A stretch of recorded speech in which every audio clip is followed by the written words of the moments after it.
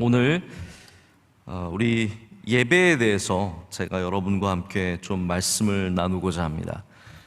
좋은 그리스도인이 된다는 것이 무슨 말이겠습니까? 내가 좋은 그리스도인이다, 나는 좋은 신앙인이다 라고 말할 때 우리가 여러 가지 관점을 가질 수 있지만 1차적인 것이 있습니다. 우리도 관계도 1촌이 있고 3촌이 있고 4촌이 있듯이 우리가 그리스도인이 되었을 때 나랑 가장 먼저 관계를 맺어야 하는 것들이 있다는 것이죠. 우리는 먼저 주 예수 그리스도와 관계가 있어야 합니다. 그것이 없으면 1촌이 없으면 안 됩니다. 반드시 1촌이 있어야 합니다. 그 주 예수 그리스도와의 관계가 있는 우리의 삶 가운데 가장 먼저 해야 될 것이 바로 예배입니다. 그러니까 관계가 있지만 또 그것이 삶으로 무엇으로 나타나느냐가 참 중요한데 이것이 예배라는 거죠. 우리가 자칫 이제 신앙을 굉장히 개념적인 것으로 또한 우리 마음에 어떤 고백하는 것으로만 멈추게 되면은 많은 사람들이 삶으로 이제 내가 예수님 믿는 삶을 살아가면 되지 않느냐라고 말을 할 수 있는데요.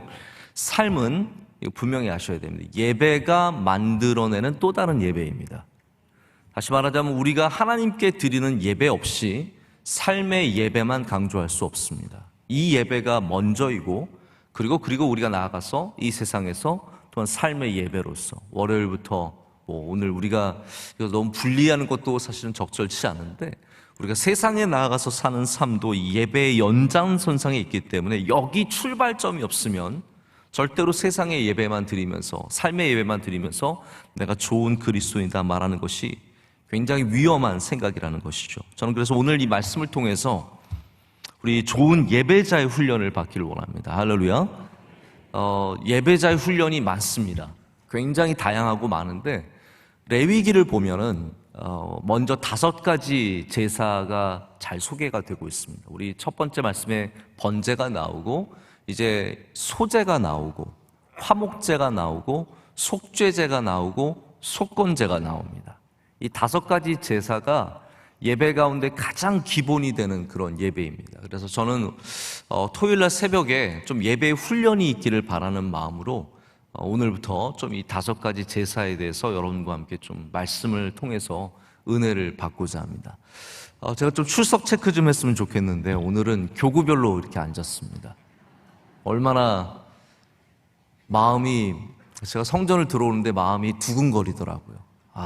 이 교구별로 다 30교구 막 들고 이렇게 플랜카드 들고 있듯이 들고 계시면서 이렇게 안내를 하시는 모습을 보면서 굉장히 너무 기뻤습니다. 그런데 제가 오늘 출석 체크를 하기 원하는 분들은 다 예배 훈련이기 때문에 그렇습니다.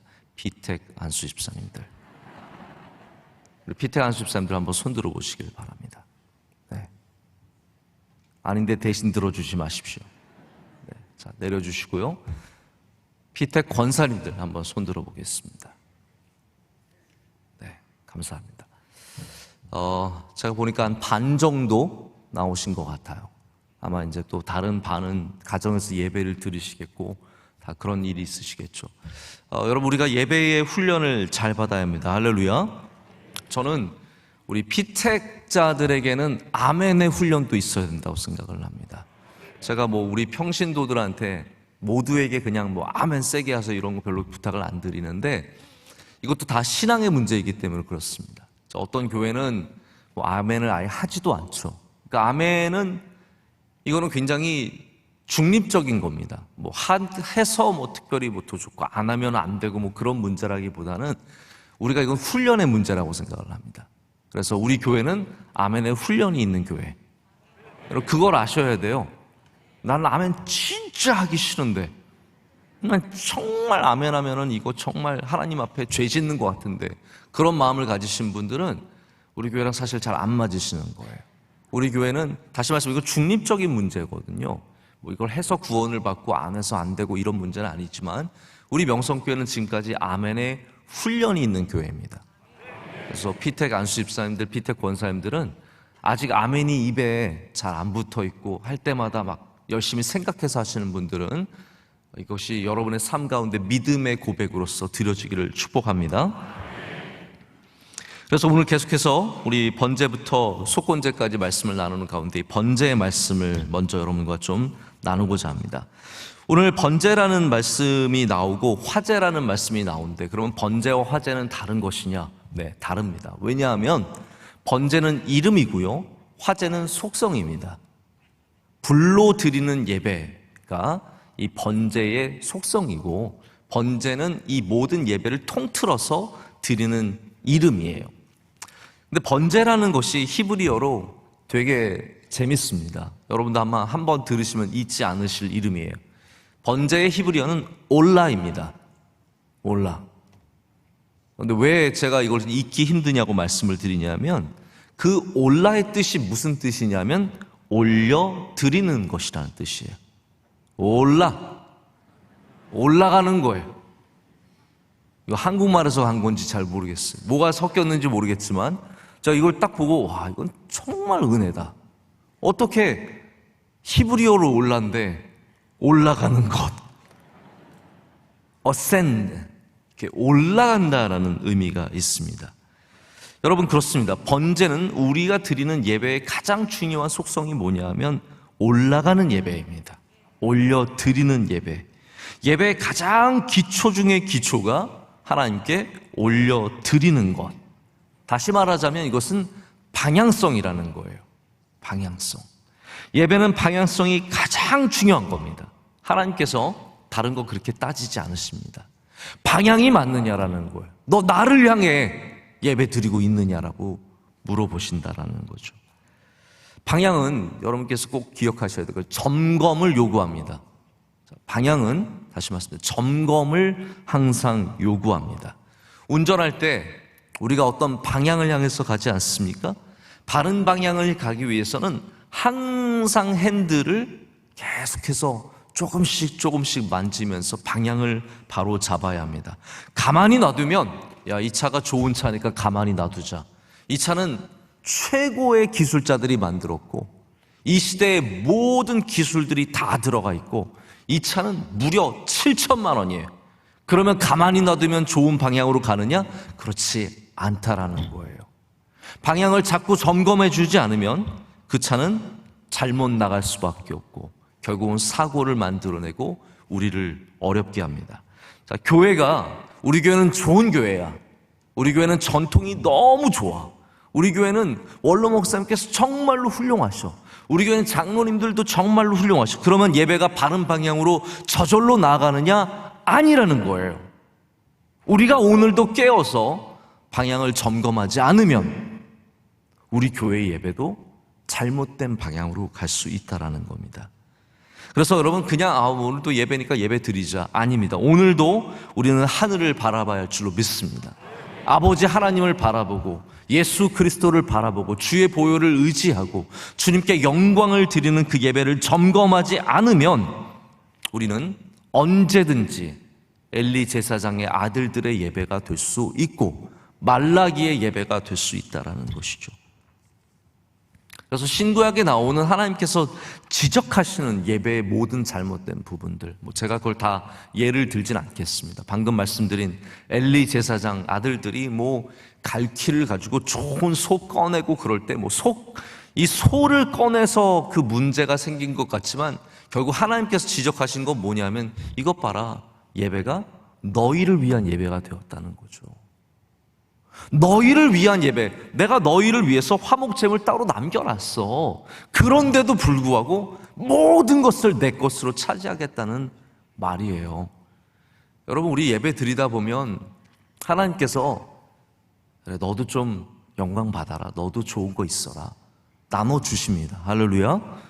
오늘 간증하신 가정도 하나님께 영광 올려드리지만 또 우리에게는 기억에 남는 간증이 되어서 저분들 기억하게 되는 거고 또 축복하게 되는 거예요. 자기 몫이 있어요. 자기가 받는 몫이 다 있다라는 거예요. 할렐루야. 솔리스트가 찬양하시면 그래도 자기가 받는 몫이 있고, 찬양대가 찬양하면 그래도 우리가 누리는 조금의 것들이 다 있다라는, 기도 인도하실 때, 인도하실 때, 안내하실 때 다 우리에게 주시는 은혜가 조금씩 있는데, 이거 다 내가 먹으려 그러면, 이 모든 것 가운데 내가 중심이 되고 영광을 받으려고 하면 하나님께서 거기에 굉장히 실망을 하신다라는 거예요. 우리의 방향을 점검해야 할 줄로 믿습니다. 중세시대에 정말 화려한 예배를 드렸습니다. 우리가 뭐 기록으로 영상으로 남아있진 않지만 우리가 그 복장과 의상들 보면요, 그 중세시대의 뭐 교황이나 추기경이나 이런 뭐 감독들, 이런 분들이 입은 옷들을 보면 그 화려함이요, 말로 할 수가 없습니다. 화려함은 여러분 뭘 보면 알 수 있습니까? 모자를 보면 화려함을 볼 수 있습니다. 사람은 자기 머리에 얹는 것을 귀하게 여기고 그것이 자기의 위치의 상징입니다. 무엇을 얻느냐? 중세시대의 수많은 성직자들이 머리에 얹은 것이 너무나 커서 그 몸만한 것을 얹고 다녔던 것을 우리가 기억을 하고 있습니다. 왜 그렇습니까? 방향이 이제 사람에게로 바뀌고 있었다라는 거죠. 아무리 아름다운 성전을 짓고 화려하게 만들어도 방향이 잘못되면 하나님은 그 예배를 기뻐받지 않으시는 겁니다. 여러분, 예배를 우리가 무엇으로 잘 드린 예배로 판단할 수 있겠습니까? 이제 우리가 지난주보다 더 좋은 예배가 된 것이 확실합니까? 헷갈리시죠? 네. 우리가 지난주 토요일에 비해서 천지개벽을 해서 더 좋은 예배를 드리고 있을까요? 50% 모이면 더 좋은 예배고 100% 모이면 더 좋은 예배일까요? 여러분, 숫자가 참 중요한 수단이지만 숫자로 모든 것을 판단할 수는 없습니다. 우리는 50% 모인 거 감사합니다. 저는 정말 감사합니다. 여러분이 감사하는 것보다 제가 최소한 2배는 더 감사합니다. 제가 100만 배라고 얘기하려고 그러다가 너무 거짓말인 것 같아서 좀 감사합니다. 그러나 이 예배를 숫자만으로 판단할 수 없습니다. 방향, 우리의 예배가 하나님께 올려지는 예배냐? 왜냐하면 번제는 올라예요. 올라가는 예배입니다. 그 모든 타는 것들에 여러분 연기가 어디로 가겠습니까? 옆에 막 주변에 펼쳐지지만 결국은 올라가는 거예요. 모든 것들 하나님께서 흠양하신다라고 했잖아요. 그 방향성이 올라가는 겁니다. 어제 저녁에 저희 아내가 이제 저희 아이들에게 너희들 오늘 이번 주에 말도 잘 듣고 어린이집도 다녀오고 시험도 보느라 수고했고 그러니까 저녁에 내가 우리 별밭에 데려가 줄게. 그래서 별밭 아시죠? 하남에 있는 스타필드라고 별밭이 있잖아요. 별밭에 데려가 줄게. 그래가지고 저녁에 간다는 거예요. 근데 제가 딱 퇴근하는 시간과 겹쳤어요. 그건 오라는 말이잖아요. 8시에 간다고 저한테 얘기를 하는 거예요. 그래서 제가 그럼 내가 함께 가줄게. 그래서 함께 갔어요. 오랜만에, 정말 오랜만에 우리 다 같이 갔거든요. 그래서 가가지고 막 돌아다니면서 3층에서 돌고 있는데 저희 아들이 갑자기 아빠 너무 좋은 냄새가 나. 너무너무 좋은 냄새가 나. 아빠 무슨 냄새일까? 이거 붕어빵 냄새잖아. 그러니까 1층에 그 복도 같은 로비에서 호두과자를 계속 굽는 거예요. 근데 그 냄새가 온 천지에 진동을 하는데 어디서 제일 많이 나느냐? 3층에서 제일 많이 나요. 왜 그렇습니까? 냄새는 바로 옆에 나는 것보다 위로 올라갑니다. 다 올라가는 거예요. 3층에 다니는 아이들은 다 침을 흘리면서 다닐 수밖에 없는 거예요. 침 질질 흘리면서 아빠 이게 무슨 냄새야? 엄마 이게 무슨 냄새야? 그래서 결국은 다 1층으로 다 내려가는 거예요. 그래서 제가 정말 하나님 은혜 주셨어요. 어제는 제가 받은 은혜가 참 많은데 그 중에 하나가 그 은혜예요.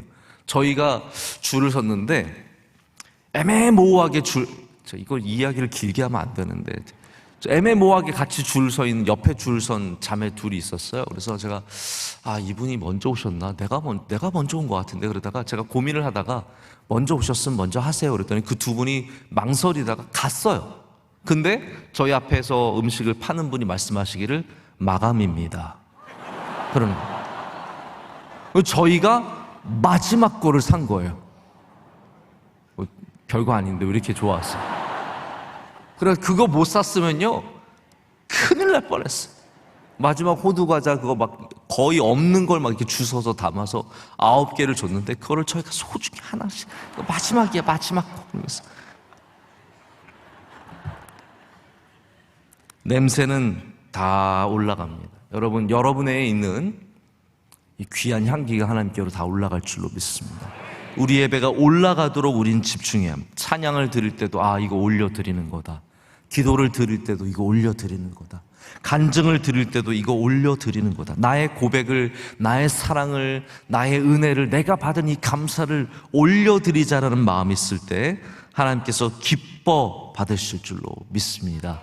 그래서 지금 제가 긴 얘기는 못 드리지만 원래 이 교회 강단은 철저하게 구별되어 있습니다. 올려드리는 강단이 있고 말씀이 내려오는 강단이 다 따로 있습니다. 이거는 이미 원로 목사님께서 여러분에게 설명하신 적이 있으시기 때문에 잘 아실 텐데, 올려드리는 강단이 바로 저 인도자의 강단이에요.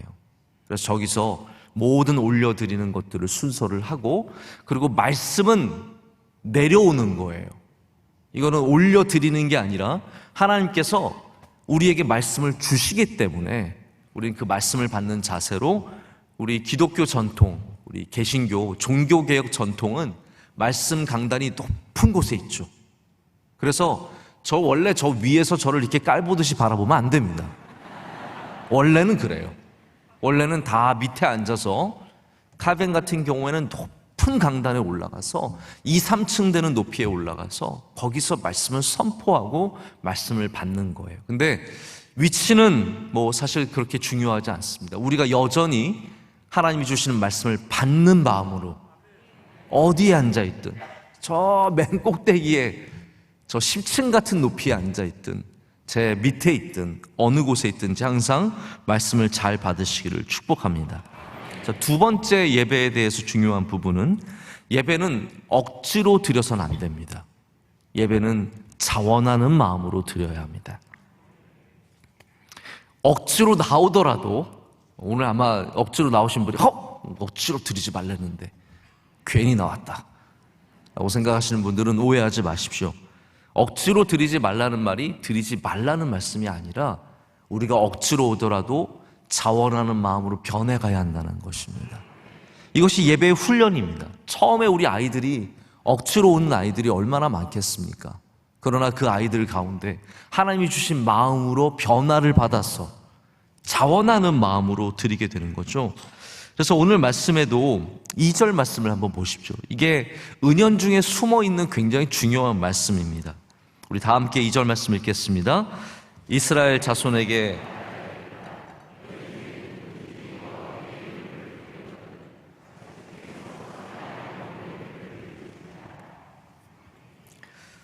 너희 중에 누구든지 여호와께 예물을 드리려거든이에요. 이 말씀이 어떤 말씀이냐면요, 너희는 예물을 내게 바쳐라의 말씀이 아니라는 겁니다. 하나님께서 번제를 우리에게 가르쳐 주실 때 너희가 예물을 드리려거든이라고 말씀하시는 것은, 이 모든 예물을 드리는 것이 자원적이었기 때문입니다. 자, 번제는, 우리의 예배는 기본적으로, 여러분 안식일과 예배를 오해하시면 안 됩니다. 안식일은 하나님께서 우리에게 강제적으로 요구하시는 거예요. 너희는 구별하라라는 겁니다. 너희의 삶 가운데 구별된 날이 있어야 하고, 너희의 삶과 행동을 구별하여서 나에게 바치라는 거예요. 그러나 예배는 하나님께서 철저하게 자원적으로 요구하시는 예배가 있습니다. 그것이 바로 오늘부터 우리가 3가지 나누는 번제, 소제, 화목제, 이것은 다 자원에서 하나님께 드리는 예배라는 거예요. 근데 여러분께서 아시겠지만 억지로와 자원은 수준이 다릅니다. 공부를 할 때 억지로 하는 학생과 내가 스스로 깨우쳐서 하는 학생은 수준이 다른 겁니다. 박사학위를 누가 억지로 하고 있으면 그거는 포기해야 합니다. 박사학위는 억지로 하면 안 돼요. 자기가 자원하는 마음으로, 내가 공부해야지 하는 마음으로 공부를 해야지. 여러분 생각해 보세요. 35살에 박사학위 하고 있는데 아빠가 전화해가지고, 야 오늘 공부했니? 너 오늘 공부 3시간 하라 그랬지 내가. 도서관 가라 그랬지? 선생님 말씀 잘 들으라 그랬지? 교수님 가서 너 정신 차리고 졸지 말고 공부해야지, 이러고 있으면 그건 이미 끝난 겁니다. 수준이 높아지면 당연히 우리의 마음의 자세도 바뀐다라는 거죠. 여러분 억지로 드리는 분도 자원에서 드리는 수준으로 높아지시길 축복합니다. 교회의 수준도 그렇습니다. 교회가 억지로 다 하는 교회는 이미 그 교회는 영적으로 수준이 낮은 겁니다. 자원하는 교회가 되어야 합니다. 제가 이번에 여러분께 이제 좀 헌물을 드리라고 이렇게 말씀을 드리고 격려를 하고 권고를 했습니다. 이게 강제성이 없었던 건 아시죠? 혹시 여러분 강제로 하셨습니까? 제가 뭐 밤에 찾아가서 내놔 막 그렇게 했습니까? 우리 다 강제가 아니라 여러분에게 자원으로 하라고 말씀을 드렸는데 제가 이번에 너무 큰 감동을 받았어요. 저희가 이번에 수치를 발표는 하지 않았지만 저희가 소헌물이 지금까지 교회 역사상 가장 많이 들어왔어요. 여러분 이거 2021년도에 코로나 기간에 이것을 우리가 기대를 했겠습니까? 전혀 아니에요. 단 하나를 그런 기대를 하지 않았습니다. 그렇게 요구하지도 않았습니다. 그런데 올해 우리 교회 역사상 가장 많이 소헌물이 들어왔고, 또 제가 감사한 것은 교인들이 하나씩 헌물을 가져다가 드린 것이 너무너무 감사하고, 지금도 바깥에 우리 전시되어 있고 진열되어 있는 이런 모든 것들이 너무너무 감사합니다. 여러분의 수준이 높은 줄로 믿습니다. 자원하는 것이 중요하기 때문이에요. 자, 미국에서 선교에 대한 부흥이 일어나기 전에 전조 현상이 있었습니다. 그게 뭐였냐면 그것을 우리가 자원운동이라고 부릅니다. Voluntary Movement라고 해서 19세기 초중반에 미국 교회가 팽창하면서 야, 우리가 이제는 사회를 섬기자. 이거 자원하는 마음이에요. 우리가 사회를 섬기자. 그래서 뭐 교도소도 짓고 병원도 짓고 기독교가 열심히 자원해서 섬겼습니다. 우리 명성교회가 여러분 MCM 병원 누가 뭐 시켜서 지은 거 아닙니다. 성서병원 억지로 뭐 그냥 겨우겨우 하는 게 아닙니다. 수양관, 이 모든 것들에 자원하는 마음이 다 들어가 있거든요. 근데 그 자원하는 마음이 무엇으로 이어져 갔냐 하면 선교 운동으로 이어져 간 거예요. 왜냐하면 선교도 엄밀히 말하자면 누군가가 자원해서 주의 복음을 위해서 나간 거거든요. 세계 수많은 예수님을 믿지 않는 국가들과 민족들을 보면서 야, 저거 어떡할까? 우리 목사님이 알아서 하겠지가 아니라 하나님, 나를 보내주시옵소서. 이게 된 거예요. 그래서 기독교 역사의 가장 중요한 일들이 바로 19세기에 일어나게 되는 겁니다. 수많은 자원운동이 생기면서 학생들이 주님께 헌신하게 되고, 이 조선 땅까지 언더우드와 아펜셀러가 들어온 것이 다 그러한 자원하는 마음에서 생긴 거예요. 그래서 하나님의 역사는 자원하는 마음에서 생겨납니다. 여러분이 하나님을 향해서 마음을 품고 생각을 품고 그것을 삶으로 옮겨갈 때 거기에서 놀라운 주님의 역사가 이루어질 줄로 믿습니다. 그래서 이 모든 제사는 자원해서 드리는 예배임을 여러분께서 아시기를 원합니다. 하나님은 자원하는 마음을 기뻐하십니다. 억지로 드리는 것보다 자원해서 드리는 작은 것을 훨씬 더 기뻐하십니다. 우리 추수감사절이 여러분 많은 행사가 있었지만 우리가 드린 그 모든 것으로 하나님께서 기뻐 받으신 줄로 믿습니다.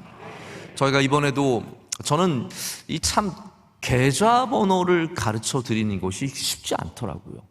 저희가 코로나 때도 우리 계좌번호를 저희 교회가 좀 늦게 시작을 했어요. 기억하실지 모르겠지만 다른 교회들은 뭐 당연하듯이 다 냈는데 저희는 좀 고민을 많이 했어요. 뭐 여러분에게 억지로 막 그냥 안 나오니까 계좌로라도 보내라 그런 메시지를 드리고 싶지는 않았어요. 정말 드리고 싶은 분들은 드리기 힘드니까 여기 계좌를 사용하시면 됩니다. 그런 의미로 드리고 싶었거든요. 이번 추수감사절도 마찬가지로 그런 의미에서 저희가 계좌번호를 넣었는데, 추수감사절 헌금도 역사적으로 제가 얼마나 더 많이 나왔나 이런 수치는 제가 살펴보지 않습니다. 그런 게 별로 좋은 건 아니니까. 그러나 제가 분명히 아는 것은 이 어려운 가운데도 10% 예배 나오는 가운데도 여러분 모두가 열심히 참여해 주셨다는 거죠. 저희가 양으로서 감사드리는 것이 아니라 그 자원하는 마음이 있었기 때문에 하나님께서 분명히 우리 예배를 기뻐 받으신 줄로 믿습니다. 우리 찬양대도 처음에 억지로 하는 분들 몇 분 계시겠지만 자원하는 마음으로 바뀌고, 봉사하는 부서가 자원하는 곳이 되고, 남녀 선교회가 제가 정말로 바라기는 회장들을 이제 회장 곧 뽑아야 합니다. 내년도를 위해서 회장들을 인선해야 하는데 여러분 자원하는 마음이 많이 있으시길 축복합니다. 억지로 겨우 난 하기 싫은데 끌려가지 마시고 우리 자원하는 마음이 생길 때 남녀 선교에도 큰 부흥의 은혜가 있을 줄로 믿습니다. 세 번째는 우리가 드리는 예물에 대한 이야기입니다. 오늘 예물에 대해서 소와 양으로 드릴 것을 주님께서는 2절에 말씀하고 계십니다. 자, 그러면 다 소, 다 양을 드릴 수 있느냐? 이제 여러분께서 제사를 나중에 보시면 아시겠지만 제사가 다양해지고 제사를 드릴 수 있는 동물들도 하나님께서 그 수를 늘려주시고 거기에 대해서 말씀을 해주십니다. 가진 사람들의 이제 입장에 따라 다른 겁니다. 그러면 소는 누가 드렸냐면 족장들이 주로 드렸습니다. 여러분 예나 지금이나 소 한 마리 드리는 것은 정말로 어려운 일이에요. 이번에 우리가 소를 그렇게 많이 드는 것은 정말 기적과 같은 이야기예요. 족장들이 많다는 이야기예요. 한마디로 말하자면 은혜를 많이 받은 사람들이 있다라는 거죠. 족장들이 소의 예물을 드리고 양은 많은 일반인들이 모아서 드리는 거죠. 근데 여기 조건이 있습니다. 하나님께서 정말 소를 좋아하셔서 소를 바쳐라 라고 하셨다면 그냥 소 얘기만 하면 되는 거예요. 내가 양을 좋아하니까 양 바쳐 라고 하면 그냥 양만 드리면 되는 겁니다. 근데 하나님께서는 뭘 원하셨습니까? 우리의 정성을 원하셨습니다. 이게 참 중요한 겁니다. 하나님은 누누이 그런 말씀을 하세요. 하나님 오해하니까요. 여러분 참 교회도 오해가 많고 목회자도 오해가 많고 우리가 하나님에 대해서 갖고 있는 오해도 참 많습니다. 그러니까 하나님께서 내가 소를 기뻐하더냐? 내가 기름을 기뻐하더냐? 내가 그 기름 먹고 싶어서 너희한테 기름 바치라고 얘기했니? 내가 소 구경하고 싶어서 너희한테 소 바치라고 했니? 내가 원하는 것은 순종이다라고 말씀하시잖아요. 하나님 오해하지 말라라는 거예요. 여기 소와 양에 대해서 예물을 바치라고 말씀하시면서 3절에는 이렇게 말씀하십니다. 우리 3절 말씀 다 함께 읽겠습니다. 그 예물이 소의 번제이면 흠없는 수컷으로 회막문에서 여호와 앞에 기쁘게 받으시도록 드릴지니라. 아멘.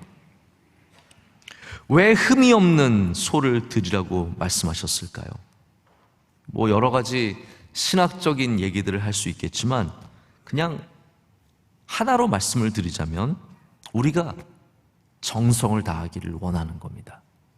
흠없는 소, 흠없는 양, 상처 없는 것, 그리고 그것을 회막문으로 하나님이 거하시는 이 장막으로, 회막으로 가져와서 그곳에서 드리라고 말씀을 하시면서 하나님께 모든 정성을 다해 가지고 나오라고 말합니다. 여러분, 하나님이 다시 본질적으로 이 말씀을 드리고 싶어요. 우리의 사과를 받기 원하셨다면, 제가 지금 여기 있는 사과를 봐도요, 이 사과가 남다르게 잘생겼습니다. 정말입니다. 저는 가끔씩 제가 이렇게 강단에서 앉아 있거나 강단에서 여기서 기도를 할 때 여러분께 참 죄송한 게 있어요. 내가 이 강단 앞에 앉아 있는 것이 얼마나 큰 영광인지. 여러분들은 쉽게 여기 못 올라오시잖아요. 구경하고 싶다고 여기 올라오시는 게 아닌데 저는 지나가면서 그래서 자꾸 한 번씩 만져봅니다. 제가 이렇게 만져보고 벼이삭도 만져보고 그러면서 하나님 제게 주신 은혜 너무너무 사모합니다. 죄송합니다. 제가 좀 자랑하고 있어가지고. 근데 제가 이 사과를 보면서 너무 예쁜 거예요. 너무 잘생긴 거예요. 만약에 하나님께서 사과를 원하신다. 자, 그러면 여러분 집에서 그냥 사과 하나 올려놓으면 됩니다. 사과를 원하시니까. 근데 하나님은 그것을 오늘 말씀에도 회막문으로 가지고 오라고 합니다. 회막으로 가지고 와라. 회막으로 다 끌고 와라. 하나님이 소를 원하셨다면 집에서 소 잡으면 돼요. 소만 드리면 되니까요. 근데 하나님은 그것을 가지고 오라고 말씀하십니다. 왜 가지고 오라고 말씀하실까요? 그 모든 과정 가운데 하나님께서 정성을 받고 하나님께서 그 영광을 받으시기를 원하시기 때문입니다. 자, 우리가 사과만 드리면 되면 사과만 방문 앞에 놔도 되고 책상 위에 놔도 되고 그렇지만 하나님께서 그거 이렇게 교회로 가져와서 저 헌물대 위에 올려놔라 라고 말씀을 하시죠. 그러면 여러분께서 그 집을 떠나실 때 그걸 하나 들고 나오시면서 어떤 마음이 드시겠어요? 야 빨리 저 비닐봉지에다! 비닐봉지만 착착착착 들고 오셔서 놓으셨습니까? 아마 여러분 중에 헌물을 드리신 분 가운데 까만 비닐봉지에 대충 담아가지고 와가지고 그냥 대충 꺼내서 놓으신 분 없으실 거예요. 아마 대부분의 여러분들이 소중하게 귀하게 가져와서 마음과 정성을 다해 단 하나지만 그거를 올려 놓으셨을 겁니다. 하나님께서 그것을 기뻐하신다는 거예요. 사과를 기뻐하시는 것이 아니라 여러분이 가져온 그 발걸음들, 여러분의 귀한 그 봉투에 넣을 때 그 마음들, 그 모든 것 하나하나를 받으신다라는 겁니다. 여러분, 우리의 예배가 그런 예배가 되기를 간절히 소망합니다. 그냥 사과 받으세요. 하나님 돈 원하셨죠? 돈 받으세요. 하나님 우리 찬송 원하셨죠? 제가 크게 부릅니다. 잘 들으세요. 찬송 드립니다. 하나님 제 몸뚱아리 원하셨습니까? 그냥 여기 와서 앉습니다가 아니라 우리 위로 올려드리는 예배, 할렐루야, 다 하나님께 올려드린 예배, 정성과 마음을 다하는 예배, 하나님께서 그런 예배를 기쁘게 받으실 줄로 믿습니다. 우리 명성교회가 세월이 지나도 이 방향성이 달라지지 않았으면 좋겠습니다. 우리의 향기는 끊임없이 하늘로 올라가서 여기 풀빵집처럼 주위에서 어디서 좋은 냄새 나는데? 명성교회입니다. 좋은 제사의 냄새, 좋은 예배의 냄새, 향기로운 그리스도의 냄새, 승리하신 예수님의 냄새, 그 냄새를 끊임없이 풍기는 저와 여러분이 되기를 원합니다. 정성이 있는 예배가 되기를 원합니다. 우리 명성교회의 특수는 정성이 있습니다. 제가 그거를 많이 늘 감사하게 생각을 합니다. 우리의 찬양은 정성이 있고 우리의 간증도 정성이 있고 모든 곳에 여러분의 정성이 들어가 있습니다. 10년이 지나도 이 정성이 깊어져서 더욱더 좋은 맛을 내는 교회가 되기를 원합니다. 그럴 때 우리의 번제가 하나님께 올려질 때 우리의 삶에 이 번제를 통해 주시는 하나님의 은혜 또한 넘쳐날 줄로 믿습니다.